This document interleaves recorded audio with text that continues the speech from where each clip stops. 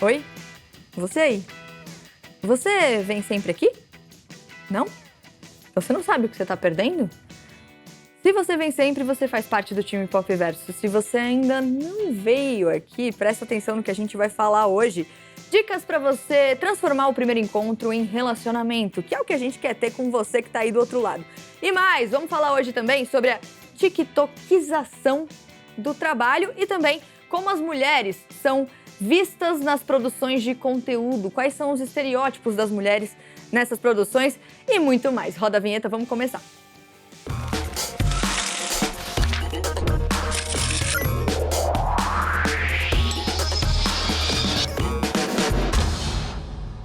Vocês não fazem ideia de quanto tempo eu treinei para falar essa palavra aqui, tiktokização. E eu consegui. É difícil, mas o assunto é importante. Por quê? Recentemente viralizou um vídeo de uma atriz influenciadora, Lara Santana, e ela simula ali uma entrevista de emprego. Vamos ver o vídeo para vocês entenderem por que a gente trouxe essa discussão para cá. Olha só. O seu currículo é ótimo, uma formação boa, com bastante experiência. Ah, que bom. Pois é, mas tem uma coisinha que a gente sentiu falta. Mas o que, assim? É que hoje em dia uma coisa que não dá pra ficar sem é o diferencial dancinha, né? De dança? Isso, é que aqui eu não vi nada sobre isso e a gente tá procurando uma pessoa mais antenada com o mercado. É que a vaga pediu formação em Direito, aí eu não sabia que ia precisar. Minha linda, mas hoje isso é pré-requisito pra tudo, né? Aqui mesmo no seu currículo, você fez pós-graduação... Gestão Pública. Gestão pública, isso. Isso aqui você trouxe escrito, foi contando, chato, monótono. Eu me perdi. Agora você me faz isso numa dança, ó. Envolve mais, entende? É que assim, eu sou qualificada, tá? Eu tenho MBA. Licença, terminei. Pode entrar. A procuração da gata. Arrasou. A gata choruba. Nossa estagiária daqui, um prodígio, menina. Olha, realmente esse vídeo ele é muito engraçado, mas tem uma discussão bem, enfim, complexa por trás dele que a gente quer fazer agora com você que está aí assistindo e também com o Ednei Souza, que é professor, palestrante e empreendedor.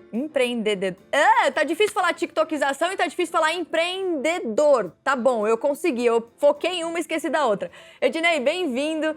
A gente estava aqui assistindo ao vídeo, acho que você também estava vendo aí, e isso levanta justamente essa discussão, né, dessa tiktokização. Então, mesmo que você não trabalhe com comunicação, com produção de conteúdo, muitos profissionais usam, de fato, as redes sociais para divulgar o trabalho, enfim. Só que esse vídeo faz uma crítica no sentido de, se você não faz isso, você também já não é mais um profissional qualificado.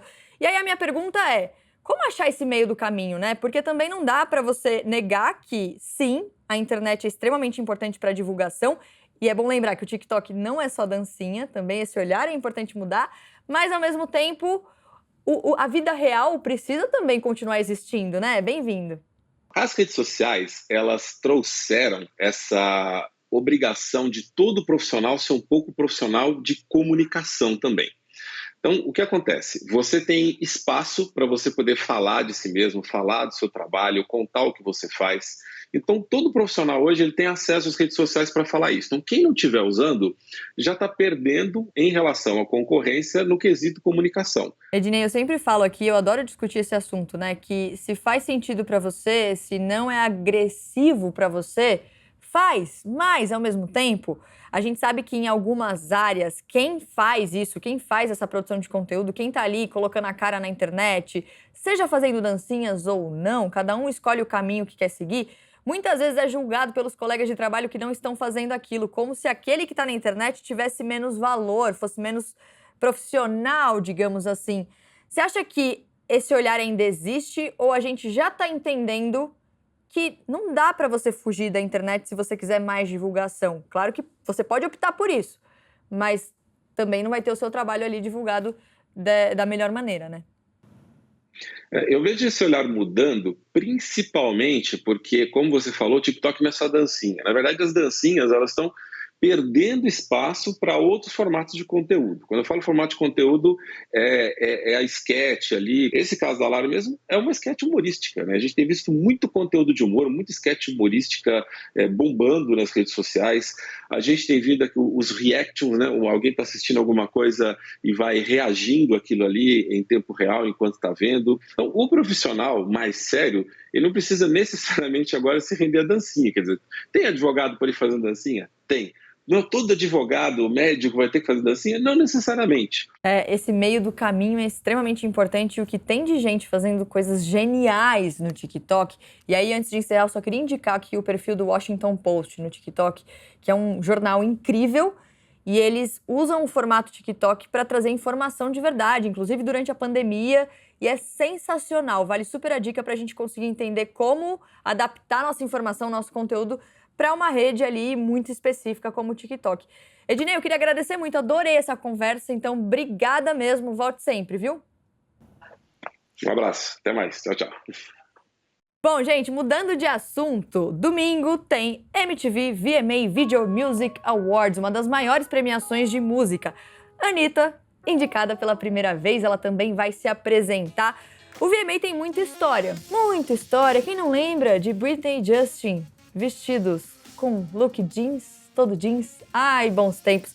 Bom, para relembrar aqui alguns desses momentos, a gente pediu pro Arthur montar aqui um vídeo e explicar pra gente um pouquinho da história do VMA pra esquentar o clima, porque tá chegando. Vamos ver. O Video Music Awards 2022, ou VMA para os íntimos, acontece neste domingo com apresentações de Anitta, Nicki Minaj, Blackpink e vários outros artistas. A premiação da MTV chegou em 1984 para homenagear os melhores videoclipes da música, e desde então é recheada de momentos polêmicos e icônicos. Logo na primeira edição, a Madonna fez história quando apresentou Like a Virgin, vestida de noiva. A performance foi polêmica, porque na época os conservadores diziam que ela fazia apologia ao sexo antes do casamento. Aí pulamos para 2003 e Madonna volta a fazer história com Like a Virgin, só que dessa vez ao lado de Britney Spears e Christina Aguilera. E sim, eu tô falando do beijo das duas, ou das três, né, se você considerar a Christina Aguilera, só que aí eles cortam bem na hora que a Madonna vai beijar ela pra filmar a reação do Justin Timberlake. Esse jogo de câmeras foi tudo, né? Falando em Britney Spears, ela é dona de uma das apresentações mais icônicas do VMA. Em 2001, ela apresentou I'm Slave for You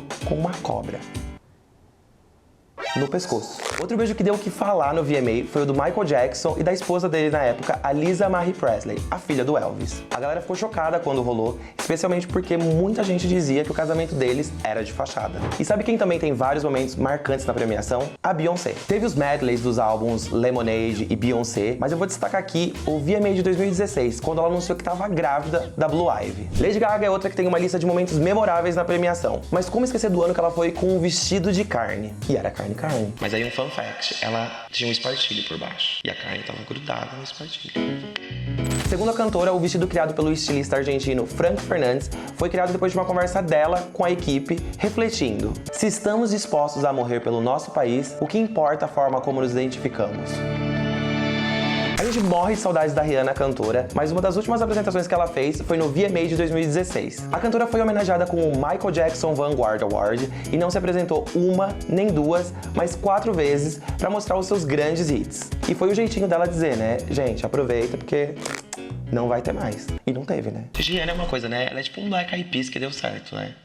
Pode ver, todo mundo gosta de Rihanna. Se tiver alguém que não gosta da Rihanna, de alguma música da Rihanna. Não é só de looks icônicos, performances memoráveis que você faz uma premiação pop, né? Você precisa de tretas, e elas não faltam na história do VMA. Uma das mais emblemáticas é com certeza no VMA de 2008, quando Kanye West interrompeu o discurso de agradecimento da Taylor Swift. Ela tinha levado o prêmio de melhor vídeo feminino por You Belong With Me, desbancando cantoras como Katy Perry, Pink, Lady Gaga e Beyoncé. Kanye então subiu no palco, tirou o microfone da mão dela e disse, abre aspas, eu vou te deixar terminar, eu tô feliz por você, mas Beyoncé tem um dos melhores vídeos de todos os tempos. Mentiu? Não mentiu. Precisava? Não precisava. Taylor ficou sem reação, não terminou sua fala e foi para os bastidores. Aí mais tarde, naquela noite, a Beyoncé levou o prêmio de vídeo do ano e chamou a cantora de volta para terminar o seu discurso. A relação entre o Kanye e a Taylor virou uma grande novela, que é assunto para outro vídeo. E pra você, qual é o melhor momento do VMA? Conta pra gente na hashtag #PopVersusCNN.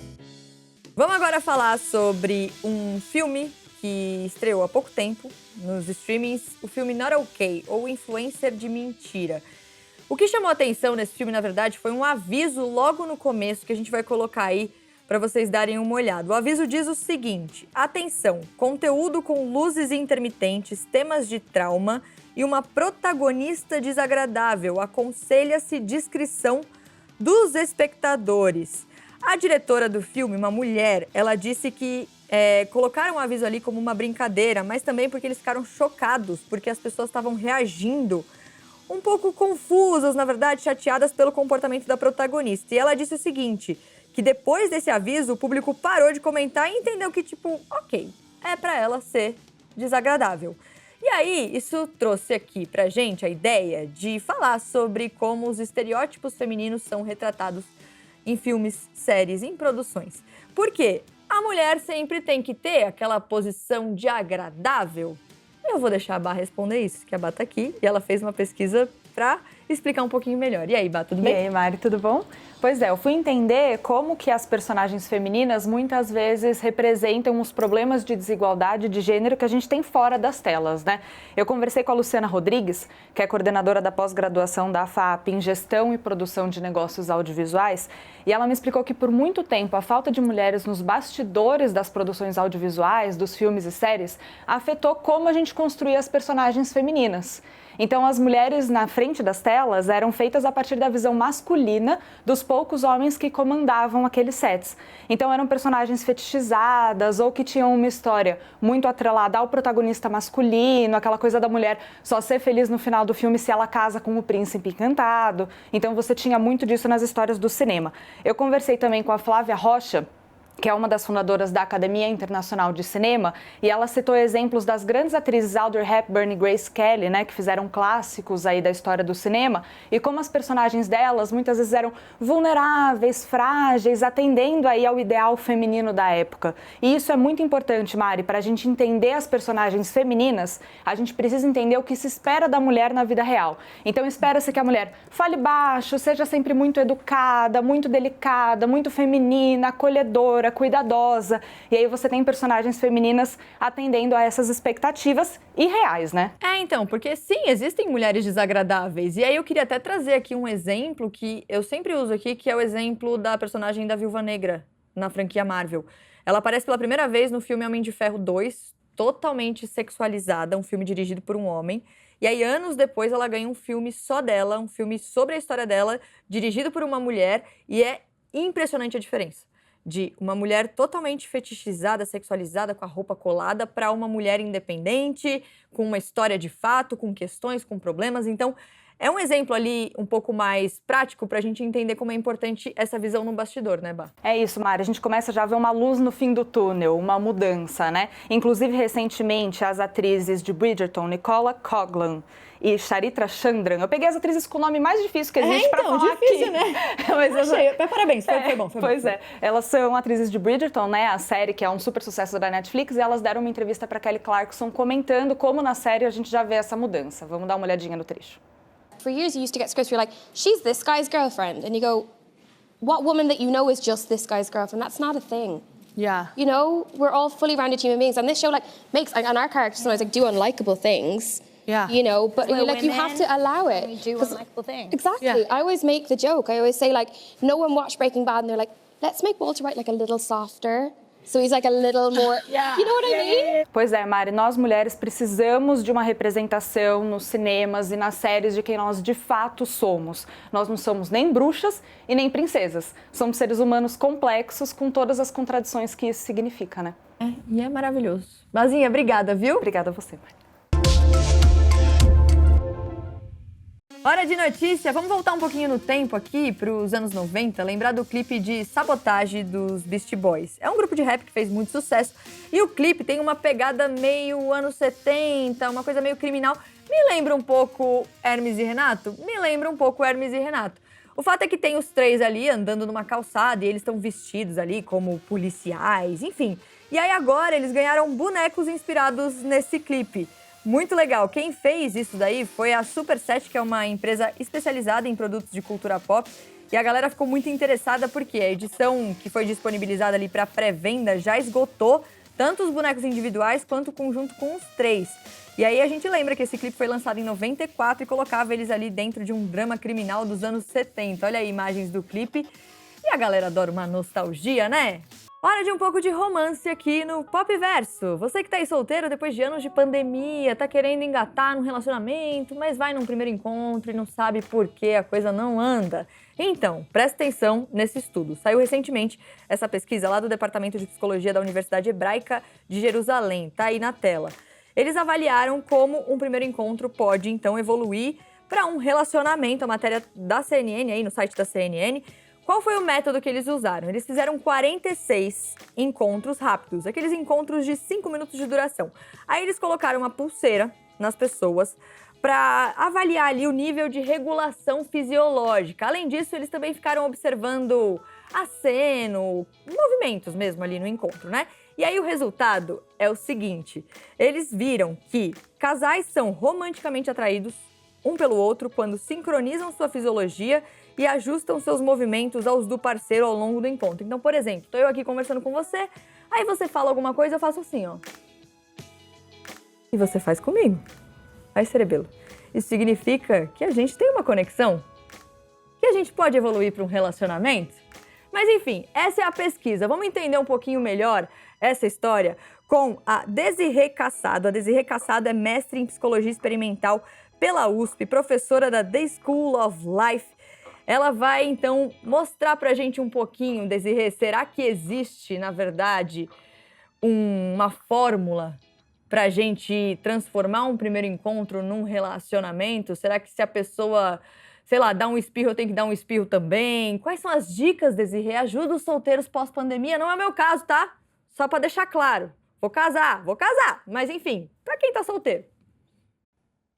Mari, eu achei super curiosa essa pesquisa e eu fiquei com uma dúvida muito sincera se as pessoas que não estão mais dispostas a entrar no relacionamento não mimetizam o comportamento do outro e aí regulam a fisiologia com o outro.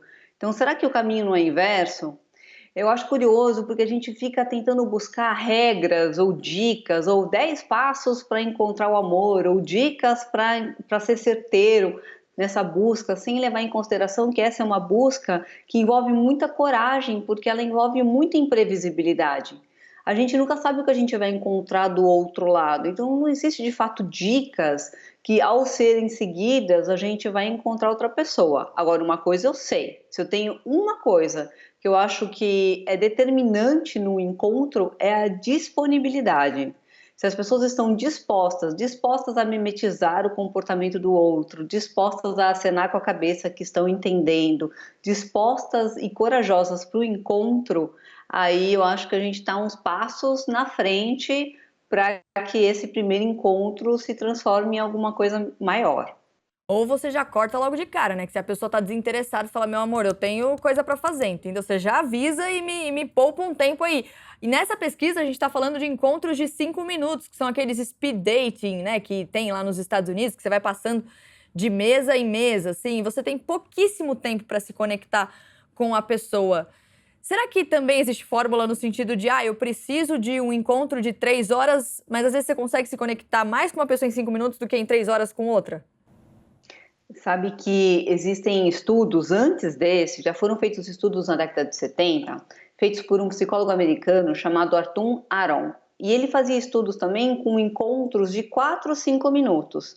Só que nos encontros dele, ele pedia para que os casais ou os pares conversassem, respondessem a 36 perguntas, e essas perguntas iam crescendo em termos de intimidade. Então, começava com quem, se você pudesse escolher qualquer pessoa no mundo para jantar, quem você escolheria, e terminavam com quais são os fatos mais importantes da sua história de vida que eu precisaria saber, que eu preciso saber. Então, os casais fazendo perguntas e respondendo perguntas de intimidade também desenvolviam em 36 perguntas um nível de intimidade e de atratividade bastante importante. Nessa pesquisa, o curioso, Mari, é que eles pediam também para que o casal ficasse se olhando em silêncio por 4 minutos. Deus me livre! Mas nunca! Eu não casaria, gente, se eu tivesse que fazer. Nossa, não! É muito desconfortável, gente, ficar olhando um pra cara do outro. Mas olha que curioso, a gente tá falando sobre tempo, né? O tempo O tempo de encontro determina se as pessoas vão criar uma intimidade ou não, depende da qualidade desse tempo. Você pode ter 5 minutos com uma pessoa, mas se ele for usado de forma a promover e produzir intimidade, sim. Se a gente passa 4 minutos tendo conversinhas de elevador, que a gente chama, talvez a gente não consiga ter mais 4 minutos ou mais 4 minutos e transformar isso num encontro que você sinta que vale a pena. Mas se a gente tiver encontros que são vulneráveis, onde as pessoas se colocam dispostas, disponíveis, corajosas para falar sobre coisas que vão além da superfície, talvez a gente pode, sim, em um encontro, entender se aquela pessoa está disponível, está disposta, se ela tem interesse, se ela é interessante para nós. Desirê, a gente teve exatamente uma entrevista aqui de 5, 6 minutos. Eu quero saber se esse encontro nosso valeu a pena. Com certeza. Então tá bom, é assim que a gente encerra o Pop Verso de hoje. Eu não combinei isso, ela disse do coração que valeu a pena a nossa entrevista. Desirê, muito obrigada, viu? Volte sempre, dicas importantíssimas sobre relacionamento. E é isso, eu vou pra qual câmera pra encerrar aqui com a galera? Porque agora eu tô aqui, ó, fechada, essa aqui, então tá bom, ó. A gente também teve um tempinho a mais no nosso relacionamento de hoje e eu sei que o nosso primeiro encontro, se você ainda não tinha assistido ao Pop Verso, vai virar um relacionamento, porque amanhã a gente tá de volta. Segunda, terça, quarta, quinta, sexta também. Dá pra gente construir uma coisa, né? Juntos. Eu espero vocês amanhã.